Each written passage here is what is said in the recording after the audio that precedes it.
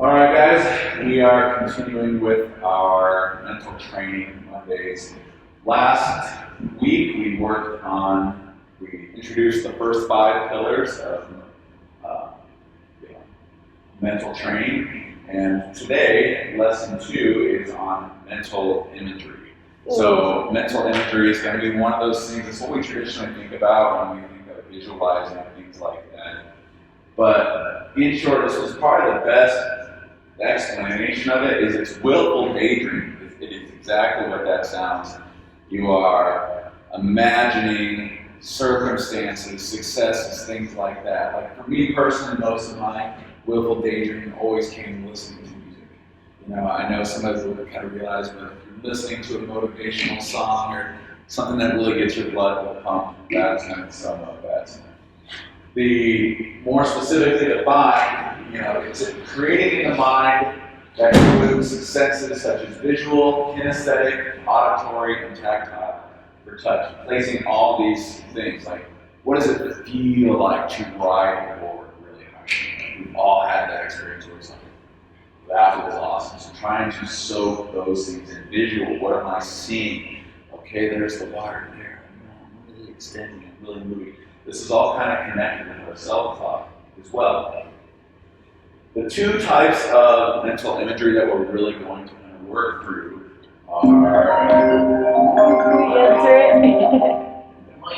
Mike. From Farmers Insurance. From Farmers Insurance. There you go.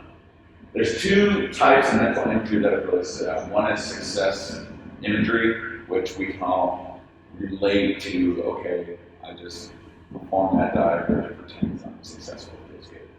But there's coping imagery, which was kind of a new foreign concept to me, but it's basically, what do I do when something unexpected happens? How many of us have been in a meet, whether it was gymnastics, diving, or something, where either a door slams in the middle of your dive, or you got something counting on, like this next dive, the person in front of you just got like 8s or 9s, and everyone's like going crazy, like, oh Lord, I gotta follow that, having types of mental imagery in place to help deal with those are what's called coping strategies. So that's kind of how we're going to be from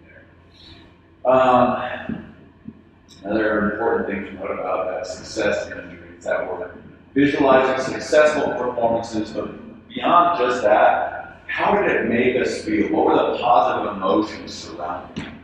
Like speaking as an athlete, I still remember like drilling a dive at like a conference championships and coming out of the water to my team just going like the swimmers were all there. Like that was such an emotional success feeling for me that it drove me a lot. Now, I didn't have this exposed to me, but I do remember recalling how that made me feel.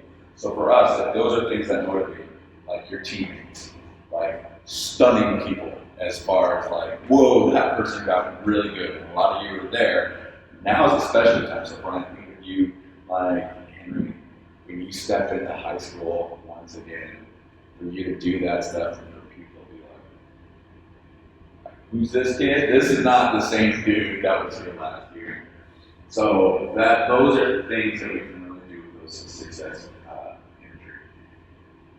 And then when it comes to like state, conference, regionals, other things like that, understanding that other people are going to be giving their best too. How are you going to rise that? How are you going to really react to it? Some people can shut down, but with our mental training, we're really going to put that together. So to kind of expand upon that, we already did.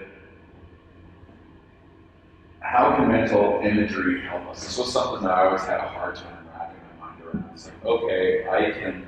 And this is going to tie to self-talk, what we did last week, is how can it help us? Well, if it's positive and it's focused, that consistent work on focused mental imagery will have a strong and positive impact on athletes. That's going to look documented, in which you can go practicing, refining skills, correcting mistakes, enhance decision-making skills. Let's say I'm off balance on the board, but we coping, being able to put our place way back to where we need to be as best as possible to get off the board. coping with adversity, strengthening motivation, preparing for competition are all advantages of that. One of the things that I stuttered with as an athlete, and I think others may have as well, is in going to self-talk, we always talk about, okay, saying things in a positive mindset as far as like, okay, I'm gonna extend up, I'm gonna talk, reach tall, I'm gonna kick, and I'm gonna hold it through, and it's gonna be great. Opposed to like, oh, I hope I don't crash on this one. Or something along those lines.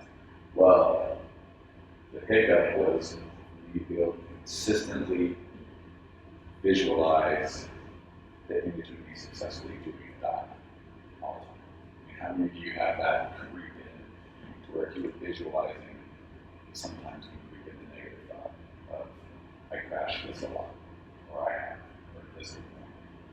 Anybody? Okay. Those are similar thoughts, and that's where we spend our time practicing these mental components. That's what's going to continue to develop strength. So, with that then, how are we going to apply it this week? Okay? At practice, on the board, before we're going, I want you to process the dive and results mentally through your head before you do it. Now, this week we're starting to build up and just doing lineups all the time. We're starting to introduce some of the dives that Gina spread last week is that we regrouped around that for a couple weeks. So it's important for you to embrace and imagine those feelings. Let's say we're doing the lineup, okay? Brendan, I know you love the feeling of just that pop, that stretch, when you just know that you shredded that night. Soak that in before. Okay? You know, your approach has significantly improved. You've gotten more height and power out of it. So I want you to connect those spots from what you've experienced there. Try them from spots. Oh yeah, there it is. Now I'm going before we apply. Okay? And then at home, I really want you guys to run through both your current and desired list. The minimum 3 times. Doesn't take long. You just did 11 dives 3 times. Just do it. Enjoy it. Embrace it. Have fun with it. But it does take some practice, as we said. Also do some desired dives. You know, and then you do 3.5 or 2.5 1 meter, things like that. 2.5 every direction of 3 meter. You know, things like that. Work it through in your head to create that. All right. Any questions? Thoughts?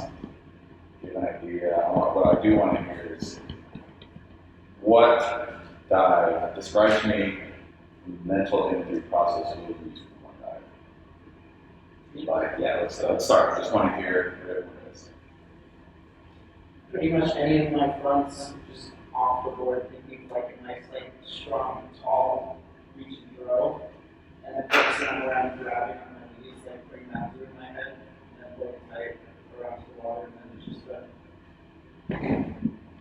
So what's the positive sensation you're going to get out of doing these pieces? I guess one of them would just be like you said, pop on the water, like after the dive's done. Like once you hit the water, you know that was like a good. So that emotional connection of like, no, just no. How about you, Henry? So it's a feeling of like a really strong straight kick out. After that, just like boom. You just know like you're good. So that's the emotion, the sensation you want to have when you're like, I'm out. I'm there, like I'm stretched. That gratifying feeling. Very good. Little Henry? Yeah, I like keep my arms really straight and try to keep my core tight. How's that going to make you feel? Because those are process pieces where you're like, okay, my core is tight, my arms. When like I go into the water and like I rip it really hard. Okay. Now, how does that make you feel? Like, what are those steps you need to do to make you feel that way? Like, when you hit the water, when do you know you did exactly what you're talking about? When I kind of like feel a slump on my hands right as I hit the water, and then I like pull them back. Okay. How about you, Liz? Other than like at the So you're saying when you soften the hand on the board, it doesn't chunk, you know, oh, my hands are back up here to where you're just like, it's on now. Like, that's an excellent example. That's a great, how about you, Sid? Well, I just kind of like when you know you're in the right position and you know where you are in the dive, so that when you kick out at the perfect time and you go in, it just like feels amazing. It's like a clicking satisfaction, isn't it? One after the other. Like, so then that's another great example. So those are the emotional pieces that can execute on, like how good it feels when you kick out strong and you're fully stretched out. How it feels when you know you're tight and shredded in the tree. Like how it feels when you connect with the board. If you just know the rest is going to be money. These are all great things. When you do your mental imagery, really run through both of those today practice. Before we go, since we have a small number, a little bit more time. All right, guys, let's get into the rest.